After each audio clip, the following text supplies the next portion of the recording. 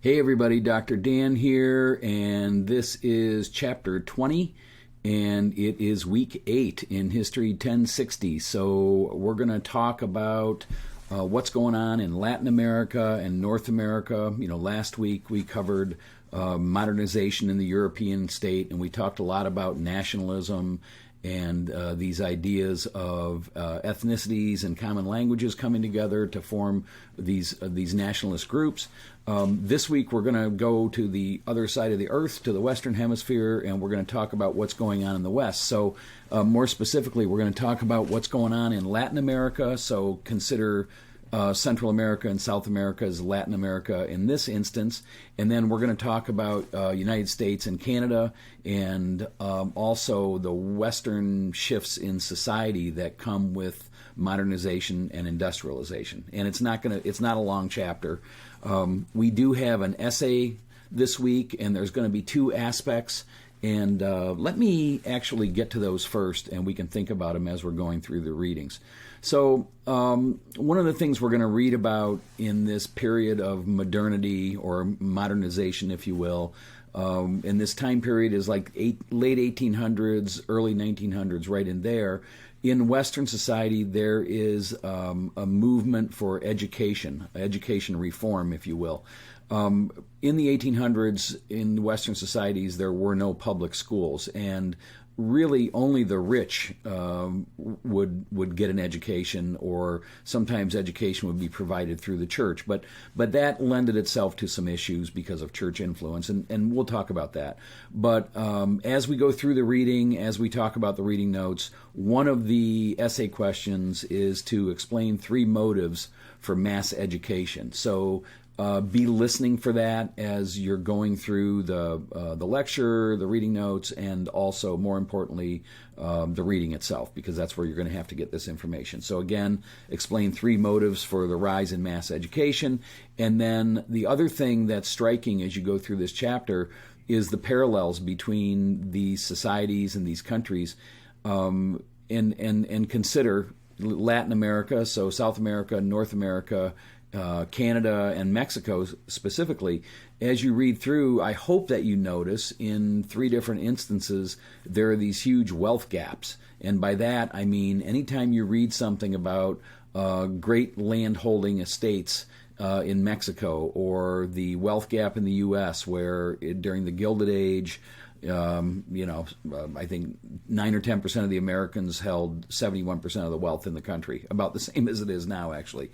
And also this problem in Europe, not quite as bad, but the richest, the richest, 7% of the people in Europe own 30 or 40% of the wealth.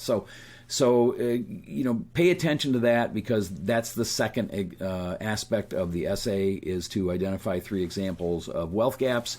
So those are really the 3 answers, or there might be more, but the ones I think of are Latin America and these big estates that you read about, the wealth gap in the U.S. and the wealth gap in Europe. So that actually can be, a sentence or 2 or something like that. But just identify those things. And I think it's important, because as we try to become informed historians, or maybe students of society is a better way to look at it, we can recognize these problems. If there's a wealth gap and it's too severe, are the workers going to rise up? Are the people going to rise up? Or are the wealthy going to placate the working class by giving them something, by giving them a 30-hour work week, or by giving them more social programs or something like that? So that's one of the reasons it's kind of important to think about, or kind of fun to think about, the wealth gap. So those are the questions for the aspects for the essay, and we'll get back to those.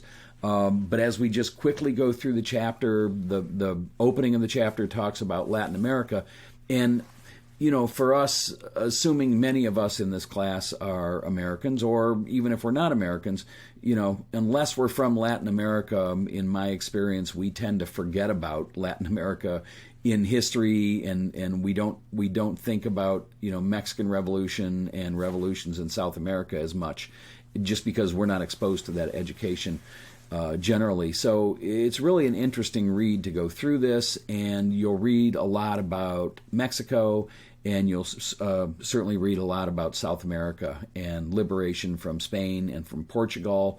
and the ending of slavery in South America. So as you go through that section, which is 20.1 in the book, it's interesting. And one of the things you should think about there also is the Monroe Doctrine.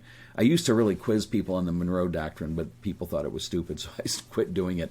But I mean, it's significant because early on in the U.S., so in the early 1800s, when a lot of these revolutions were going on, President Monroe established the Monroe Doctrine, which was just basically a statement that from the United States that put every foreign power on notice that you're not going to come into the Western Hemisphere and take over any countries. So, Europe, if you feel like you want to come in and take over Brazil or colonize Chile or something like that, it's not happening. And basically, with the Monroe Doctrine, the U.S. does two things. It asserts itself as a global power. Whether it was or not at that time is questionable, but it asserted itself as a global power, and it also asserted itself as sort of the policeman of the Western Hemisphere. And part of the Monroe Doctrine also was that any Latin American countries that had become independent from their European oppressors would remain independent. Like, Spain, don't come back in and try to take Ecuador back, because it's not going to go well, and the Americans are going to side with the Ecuadorians. So that's what the Monroe Doctrine is. Again, is it a life changer? Is it going to help you go out and get a job? I don't know about that, but it's good history in kind of tracing this idea of the U.S. as a superpower. So you should understand what that is. And you should understand the difficulties in establishing new governments in Latin America. And one of the difficulties has something to do with the one aspect of the essay, which is early on, like the first Mexican revolutions, there were these large landholders that would, they'd own. There's one instance in there of somebody that owned like 16 million acres. So, there was a peasant class and there was the rich and wealthy class, and good government, democracy, and revolutions are extremely difficult to sustain when you have a large class of peasants who are uneducated. And again, I have to stress that democracy and government only works if the people are educated, the voters are educated. So keep that in mind as you go through 20.1. Section 20.2 is like my favorite one because it's right in my wheelhouse as also an American historian. So this section talks about what's going on in the U.S. while there are independence movements going on in Latin America.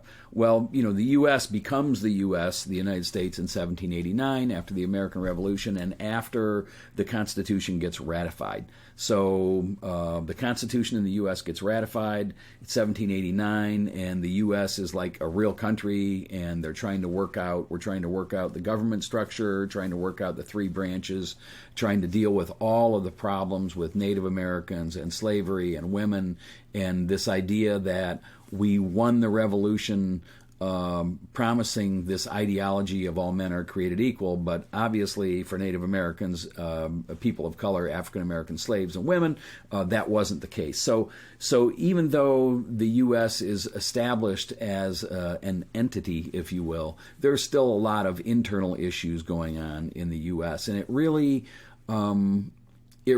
in some ways, it doesn't really stunt the growth of the country because the country does just fine.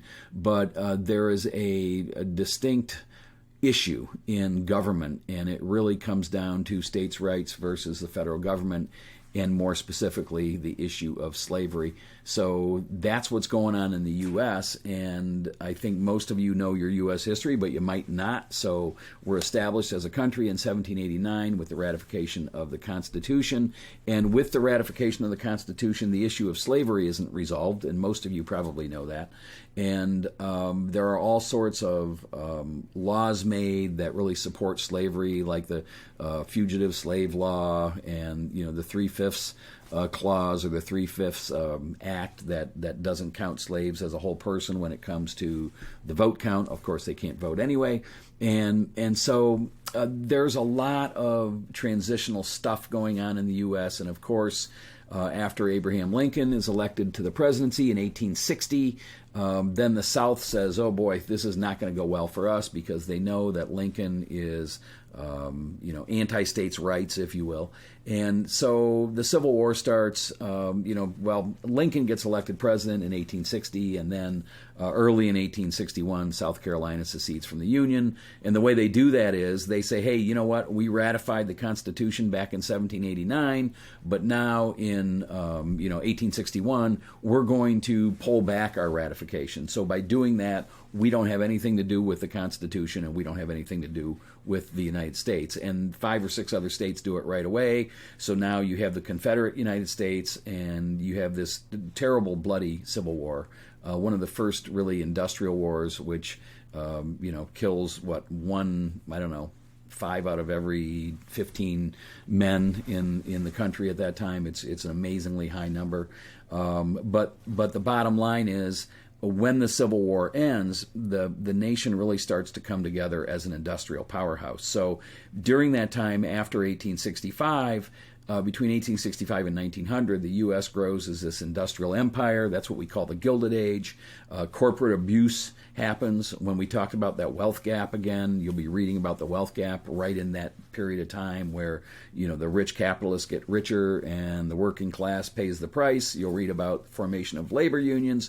But the bottom line is that the country grew like crazy. The U.S. became the biggest industrial producer in the world during that period of time. And because of all of this exploitation of labor and people, the progressive era comes in the 1900s, and it's sort of a reaction to the abuses of industrialization.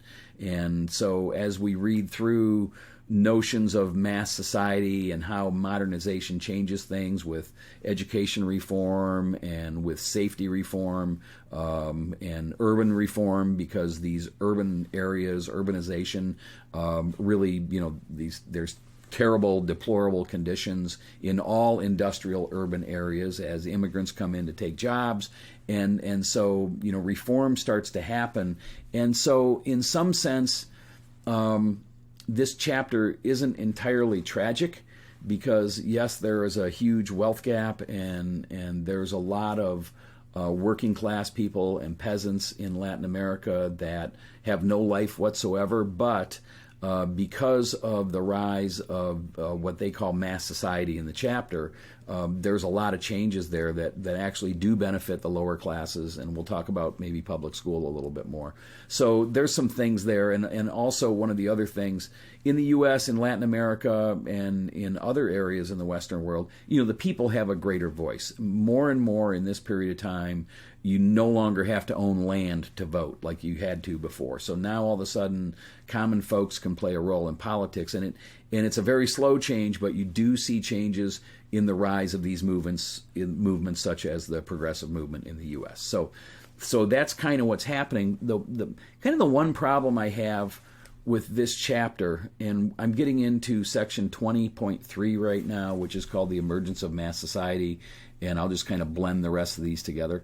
But one of the things that I think is wrong with this book in this chapter, and I think is wrong with the way history is presented in general, is that the book doesn't really talk that much about the impact of technology.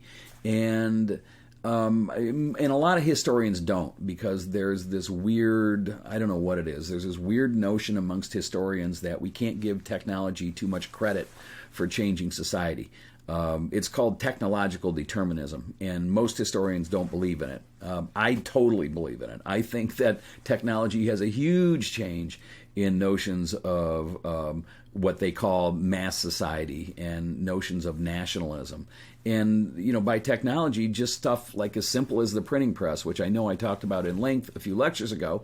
But again, as these countries modernize, communication systems modernize, and this idea of a public forms. And the book really doesn't talk about that, but, the publics are very important. So, all of the people that went to the taverns in the 1700s to talk about the Constitution and should it be ratified or not, that's the public. The people that get together in the commons, the people that get together in the park, or the people that are in community meetings, that's the public. And one of the things that makes this public sphere emerge is mass communications, and the book doesn't really talk about that, but newspaper is certainly mass communications, and mass communications really starts to form a nationalist identity, because people are all kind of watching the same stuff, or reading, in this case, reading the same stuff, and it really builds this national unity.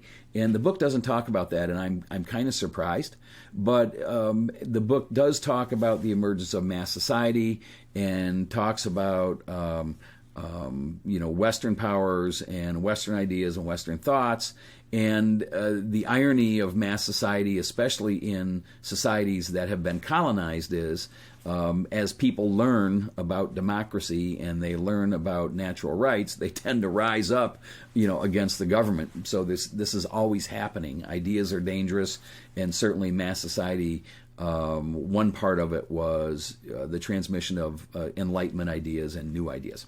So that's interesting. But again, think about the technology. So 1848, you had the telegraph. 1876, you had the telephone. You had radio in the early 1900s. Newspapers been around forever, but it got faster and more immediate as far as printing goes. With the advent of the telegraph, news stories could be sent across the country instantly, and these are really big changes, and I think they really have a huge influence on mass society.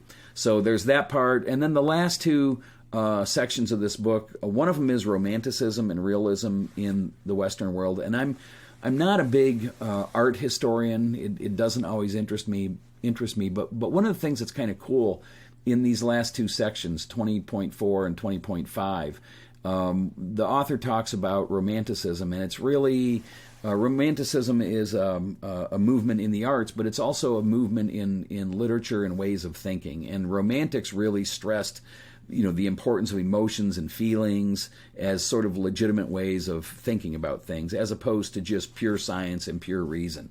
And romantic art reflects this, because you would see the artist interpretation of things, and often things that were important to the artist would be accentuated in the art. So, emotion and romanticism go together, and as you get into section 20.5, and it talks about scientific developments, you'll read about Freud. And again, this notion of psychoanalysis, this notion of a conscious, is really something that the book doesn't talk about enough, I don't think, but it's a new way of knowing and a new way of thinking, that feelings and emotions and mental health really mean something, and they're important. And that's what I get out of the Romantic movement, and really this idea of modern consciousness that the book talks about. So in the last section of the book, and talking about technology and science, oh my God. So think about this. In the early 1900s, Einstein's theory of relativity. No one had ever thought about this stuff before. So that's huge. Really ushers in the beginning of the atomic age. Freud, as I mentioned, develops psychoanalysis, and that takes the world by storm. And then there's this